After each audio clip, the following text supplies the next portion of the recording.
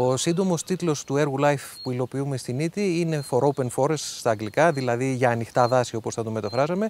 και δείχνει ακριβώς ότι το αντικείμενο του έργου είναι η διαχείριση των δασικών ανοιγμάτων όπως αυτά που βλέπουμε γύρω μας, και αυτό διότι φιλοξενούν κάποιες ιδιαίτερες φυτοκοινωνίες τόσο στα λιβάδια όσο και στα εποχιακά λιμνία που αναπτύσσονται εδώ και χρειάζονται προστασία. Και χρειάζονται προστασία κυρίως από την επέκταση του δάσους, η οποία απειλεί να κλείσει αυτά τα ανοίγματα, άρα θα χαθούν και οι τύποι οικοτόπων που φιλοξενούν, και επίσης από την ανθρώπινη δραστηριότητα και κυρίως από την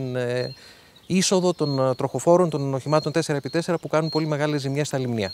Το έργο υλοποιείται σε δύο περιοχές, στην Ίτη και στο Καλλίδρομο. Μέρος των δράσεων περιλαμβάνει την προστασία 5 ειδών της ορνηθοπανίδας, οι οποίες δράσεις αυτές υλοποιούνται από την Ελληνική Εταιρεία Προστασίας της Φύσης. Τα 5 αυτά είδη είναι 3 δριοκολάπτες,